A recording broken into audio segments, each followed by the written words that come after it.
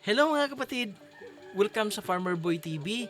Ngayong 2025 po, marami pong naghahanap ng paraan para makautang dito kay Glo ni GCash.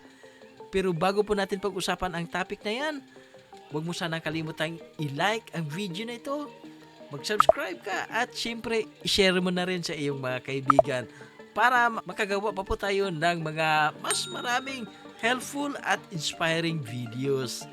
So tara na, pag-usapan na natin ang ating topic ngayon.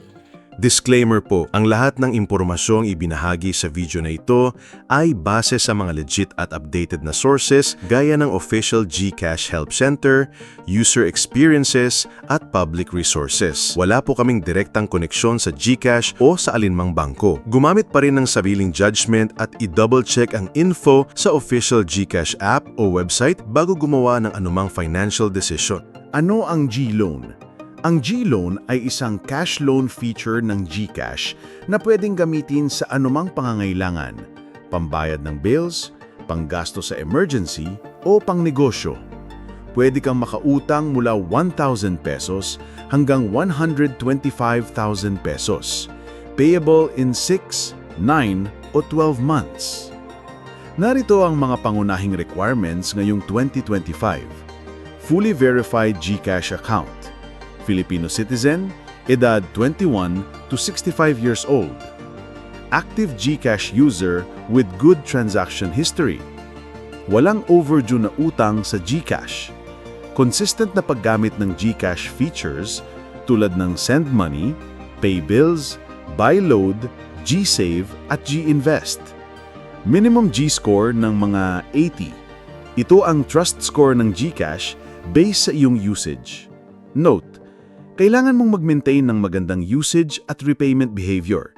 Hindi sapat na mataas lang ang G-score mo. Tips plus interest and fees. Kung gusto mong maging eligible o i-level up pa ang eligibility mo, narito ang ilang tips at importanteng impormasyon sa interest at fees. Gamitin ang GCash araw-araw, kahit simpleng QR payments, bills, load o cash in. Panatilihin ang balanse kahit 2,000 pesos para sa consistent usage. Bayaran on time ang G-Credit at G-Gives. At kung may G-Loan ka na, huwag kang mag-late. I-link ang iyong bank account at gamitin din ang G-Save, G-Invest at G-Insure para mas mataas ang profile mo sa system. Interest rates and fees 2025. Interest per month 1.59% to 6.99%. Depende sa G-score, loan amount at loan term. Processing fee 3%, one time, automatically deducted sa loan amount. Late payment fee 1% per missed installment plus 0.15% daily on the outstanding balance. Ang interest nila ay 2.59% per month. Effective interest rate 4.97% ayon sa isang user na may 25,000 peso loan for 9 months. Pwede ka ring makakuha ng interest cashback within 14 working days kung magbabayad ka ng buo ahead of schedule. Tanong, Sir, ano pong mangyayari kung mag-advance ako ng bayad o mag-full payment agad? Makaka-reloan po ba ako? Good question, kapatid. Kapag nag-advance ka ng bayad o nag-full payment ka agad, may mga benepisyo kang makukuha.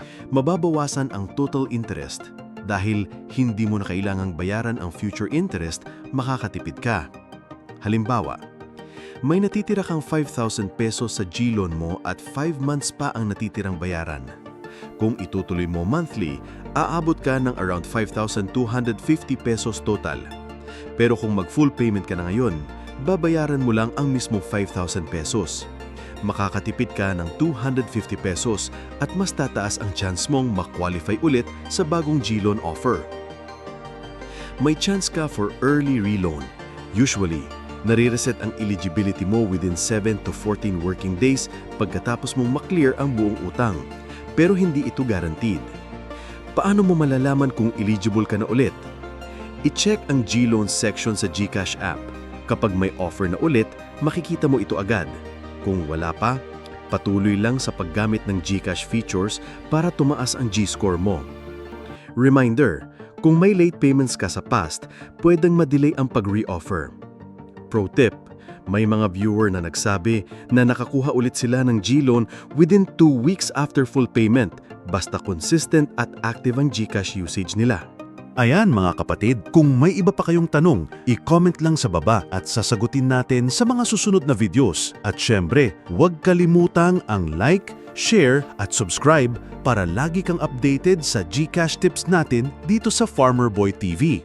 Maraming salamat sa panunood at ingat kayo palagi!